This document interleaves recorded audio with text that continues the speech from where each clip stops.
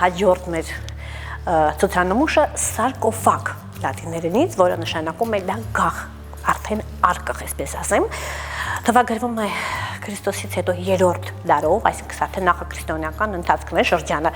վրան կա ծածկերի վրա խաչ, պրիմիտիվ բայց խաչ, այսինքն քրիստոնեությունը արդեն տարածվում էր, քարոզվում էր։ Մեր սարկոֆագը հայտնաբերվել է 1960-ական թվականների վերջում, արդեն երևի 70-ին մոտ, հին Վաղաշապատի դամբարանադաշտ, այսինքն Վաղաշապատ քաղաքը ունեցել է իր դամբարանադաշտ, գերեզմանատուն, այսպես ասեմ, հայտնաբերվել է մեկ սարկոֆագ, որտեղ թաղված էր վիամասնատում էր, ծեսը, վիամասնատված 17 տարեկան աղջնակ։ Հետո դրված կար դաշույն, այ դա առաջացնում է հանելու կերելի, դեղդիր, դա ցուցադրության մեջ կա մետաղյա ծող է, որի մի ծայրը լայն է,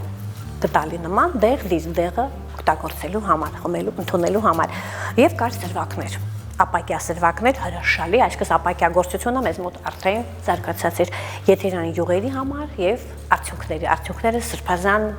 պաշտամունքեր արդյունքները եւ դաշույնը մեզ հուշեց վիամասնատում էր այն հատվածում հայտնաբերվեց որտեղ սուրբ գույսերը ռիփսիմած գույսերը հետապնդվել են ու ենթադրում են որ գույսերից մեկն է եղել դաշույնը ասում է նրա մասին որ ինքը հետապնդվել է վիրավոր է դեղդիրը ասում են որ ինքը բնականաբար հիվանդ է եղել եւ ընդունել է դեղ սրվակներն են դա արդեն եթերային յուղեր են նաեւ բալասան են դեղ են